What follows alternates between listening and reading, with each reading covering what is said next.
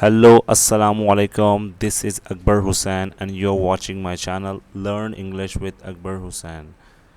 Today, I'm gonna teach you a topic active and passive voice.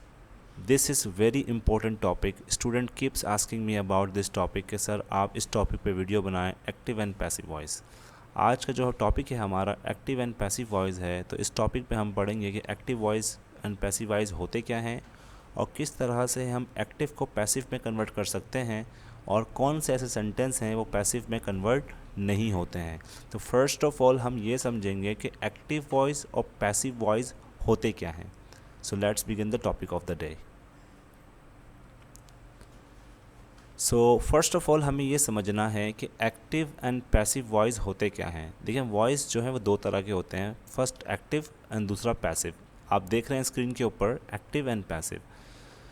Active sentence को active कहते क्यों हैं और पैसिव को पैसिव क्यों कहते हैं। देखिए असल में जो टेंसेस हम पढ़ते हैं, हम टेंसेस का एक्टिव फॉर्म पढ़ रहे होते हैं। जितने भी टेंसेस पढ़ते हैं वो अभी आपको समझ में आ जाएगा मैं ऐसा क्यों कह रहा हूँ, क्योंकि एक्टिव सेंटेंस में ये बताते हैं कि सब्जेक्ट ने एक एक्शन परफॉर्म किया। What subject does, like Rahil killed Salim. आप देखें एग्जाम्पल के अंदर राहिल ने सलीम को मारा, मतलब ये किलिंग करने का जो एक्शन परफॉर्म किया वो राहिल ने किया। जैसे कि मैं अगर एक एग्जाम्पल दूं, शाहिद आफरीदी प्लेज क्रिकेट। अब क्रिकेट खेलता कौन है? शाहिद आफरीदी। तो जिस भी सेंटेंस के अंदर एक्टिव होगा सब्जेक्ट तो वो एक्टिव वॉइस कहलाएंगे। पैसिव वॉइस को अगर आप देखें स्क्रीन के ऊपर, अगर आप पैसिव वॉइस देखें, this is the passive voice. तो पैसिव वॉइस में लिखा हुआ the focus is on the action. इसमें काम के ऊपर फोकस होता है, ना कि किसने ये काम किया।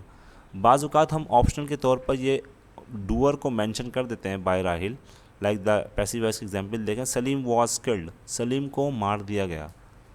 अब who perform this action, active sentence के अंदर जो एक्शन को परफॉर्म करने वाला है वो पहले होता है। जैसे कि आपने एग्जाम्पल में देखा, राहिल किल द सलीम, राहिल ने सलीम को मारा।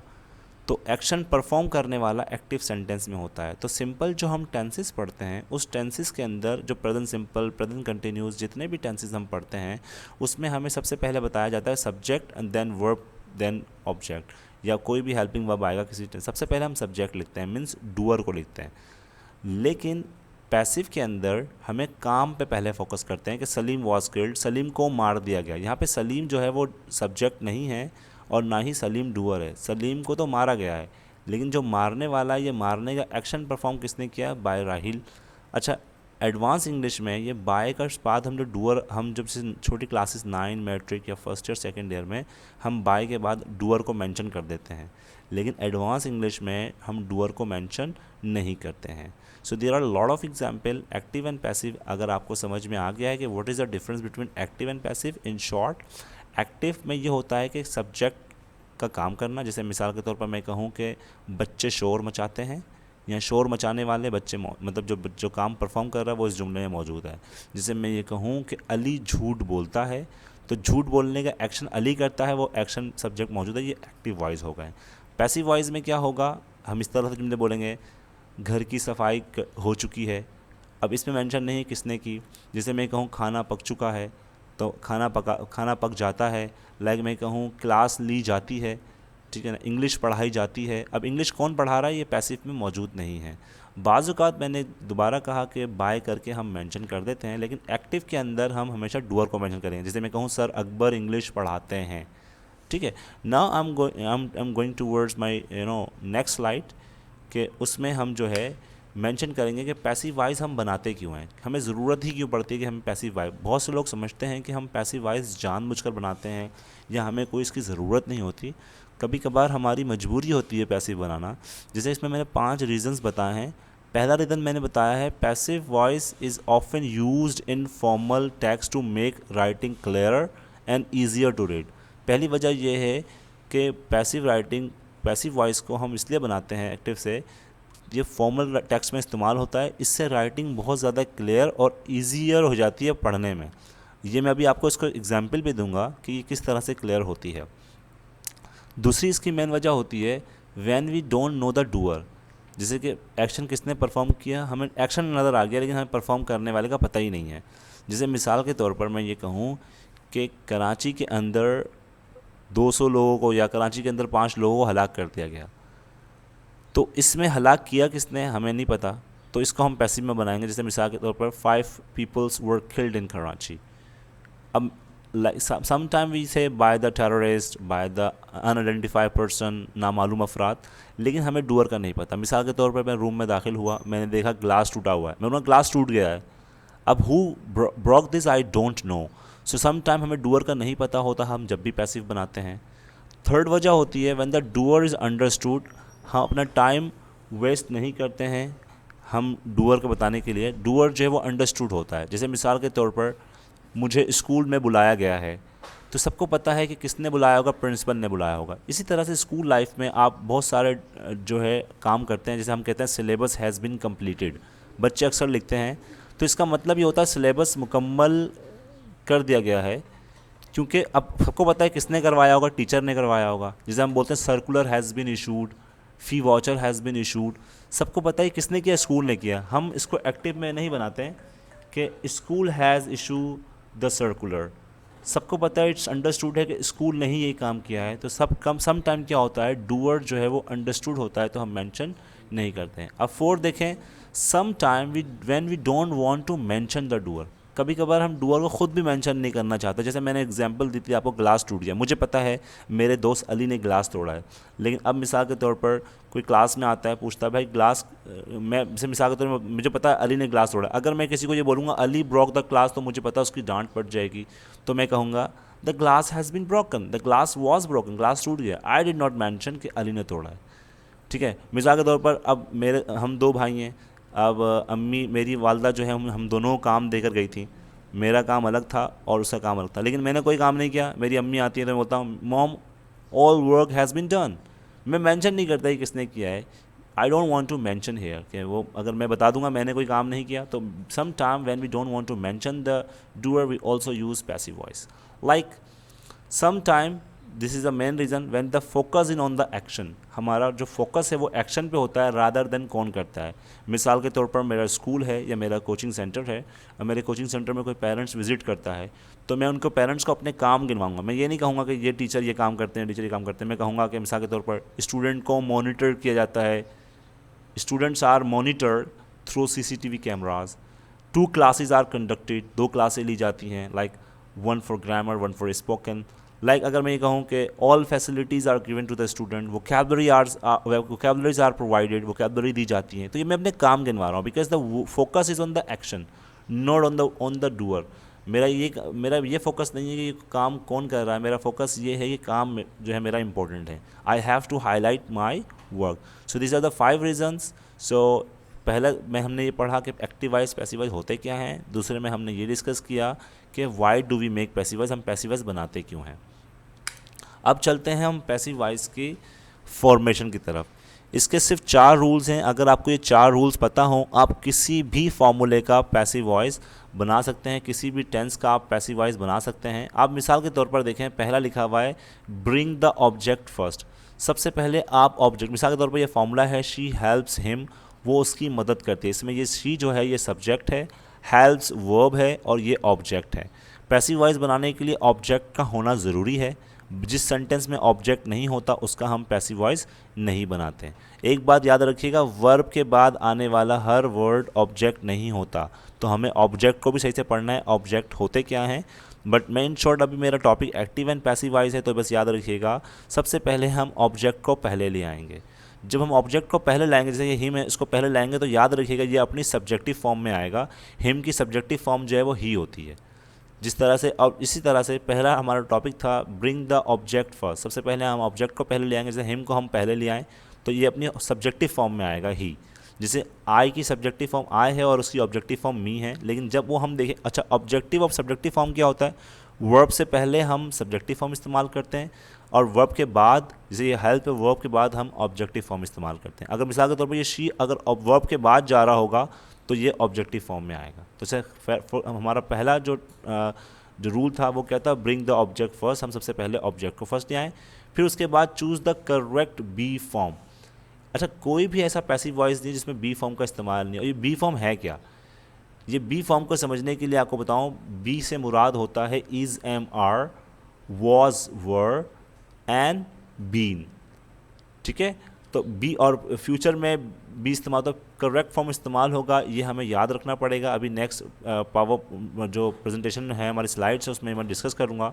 अब मिसाल के तौर पर प्रेजेंट सिंपल के अंदर हम इज़ एम आर इस्तेमाल करते हैं। तो सबसे पहले क्या है, पहला था कि हमने ऑब्जेक्ट को फर्स्ट किया, फिर उसके बाद हमने बी फॉर्म का इस्तेमाल किया। इसमें बी कौन सा लगेगा, इज़ लगेगा, क्योंकि ही के साथ इज़ लगता है। वैसे प्रेजेंट सिंपल के लिए इज़ एम आर इसका बी फॉर्म है, तो ही इज़। और वर्ब की हमेशा देखें, जो थर्ड रूल है, change the verb into participle, मतलब वर्ब की हमेशा थर्ड फॉर्म लगेगी, ही इज़ हेल्प्ड। और लास्ट है कि जो सब्जेक्ट था, जो हमारा डूअर था, जो शी था, ये हमेशा लास्ट में लगेगा और बाय के साथ लगेगा। और ये हिस्सा जो है हमारा ऑप्शनल होता है। ही इज़ हेल्प्ड, उसकी मदद की जाती है। शी हेल्प्स हिम, वो मदद करती है। ही इज़ हेल्प, उसकी मदद की जाती है। ये बाय हर हमने ऑप्शनल बता दिया है। अगर हम ये बता दें तो वैसे इससे बेहतर है कि हम एक्टिव में ही जुमला कह दें, लेकिन हम जो है फिर पैसिव में बताते हैं। तो जब आपने पैसिव में जुमला बनाया है तो इस डूअर को बताना इतना ज़रूरी नहीं होता। नाउ आ जाएं आप नेक्स्ट स्लाइड के लिए। आप देखें यहाँ पर जितने भी टेंस का पैसिव बनता है, जगह कम थी तो मैंने एक टेंस था फ्यूचर परफेक्ट, उसका नहीं बना। हम हर टेंस का पैसिव वाइज नहीं बनाते हैं। Present simple, present continuous, present perfect, present perfect continuous का नहीं बनता। पहले मैं आपको एक स्लाइड शेयर करता हूँ कौन से ऐसे 4 टेंस हैं जिनका पैसिव नहीं बनता। आप देखें, ये 4 टेंस हैं। इसमें लिखा है there are 12 sentence in English में 12 टेंसेस होते हैं। All the sentence of 12 tenses in active voice, सबके एक्टिव फॉर्म तो बनती है, can not be converted into passive voice, ये पैसिव वॉइस में कन्वर्ट नहीं हो सकते हैं। तो कौन कौन से हैं, कंटिन्यूस फ्यूचर टेंस, मतलब इन शॉर्ट इसको हम फ्यूचर कंटिन्यूस टेंस भी कहते हैं। फिर प्रेजेंट परफेक्ट टेंस, इसको इसमें ऐसा लिखा कंटिन्यूस परफेक्ट पास्ट, मतलब present perfect continuous, past perfect continuous और फ्यूचर परफेक्ट कंटिन्यूस। मुझे सब तीनों के प्रेजेंट पास्ट फ्यूचर तीनों के परफेक्ट कंटिन्यूस जो लास्ट वाला टेंस होता है वो तो नहीं बनता, और फ्यूचर का कंटिन्यूस टेंस भी नहीं बनता है। तो अब मैं पीछे दोबारा जा रहा हूँ जिसमें बताऊँगा। इसमें मैंने आपको कहा था आपको रूल याद रख लेते हैं। पहला रूल क्या था, जैसे मिसाल के तौर पर ये एक्टिव सेंटेंस है। फर्स्ट रूल है कि ये द बुक जो है ये ऑब्जेक्ट है, सबसे पहले हम ऑब्जेक्ट ले आएंगे। प्रेजेंट सिंपल में is am are be form इस्तेमाल होता है, तो हमने इज़ इस्तेमाल किया। फिर वर्ब की हमेशा थर्ड फॉर्म लगेगी, ये डिस्कस्ड थर्ड फॉर्म लग गई। और बाय का ऑप्शन जो है वो ऑप्शन है बाय देम। इसी तरह प्रेजेंट कंटिन्यूस के अंदर they are discussing the book now, तो सबसे पहले हम जो है द बुक जो ऑब्जेक्ट है उसको शुरू में ले गए। अच्छा, इसका जो बी फॉर्म है वो क्या है, इज़ बीइंग है। क्या है, इज़ बीइंग है, और थर्ड फॉर्म लगेगी डिस्कस्ड देन बाय देम। इसी तरह से प्रेजेंट परफेक्ट का है they have already discussed the book has, ठीक है ना। और इसमें भी बी फॉर्म का इस्तेमाल होगा ऑलरेडी बिन। अच्छा, ये ऑलरेडी ना होगा तो हैज़ बीन लग जाएगा, ये ऑलरेडी की वजह से मुझे बीन इस तरफ करना पड़ा, वरना the book has been discuss, the book has already been discuss. Past simple में जो देखें आप, दे है, they discuss the book yesterday, the book, इसमें बी फॉर्म का इस्तेमाल क्या होता है, वाज होता है। जैसे मैंने आपको पहले बता चुका हूँ, बी का मतलब is am are was were होता है, इसमें बी फॉर्म का इस्तेमाल आपको याद करना पड़ेगा। The book was discuss yesterday. Past continuous, they were discussing the book, ये व्हेन यू केम इन, ये ऐसी एडिशनल सेंटेंस है, समझाने के लिए है। They were discussing the book was being discussed. Past perfect, they had discussed the book had been discussed. Okay, now अब देखें फ्यूचर सिंपल है, they will discuss the book will be discussed tomorrow. अच्छा, future perfect tense इसमें नहीं बना सका जगह की वजह से, तो फ्यूचर परफेक्ट का जुमला होगा, मिसाल के तौर पर they will have discussed the book, तो हो जाएगा the book will have been discussed. तो इनके आपको फॉर्मूले याद करने पड़ेंगे। It's very easy, it is not difficult passive voice.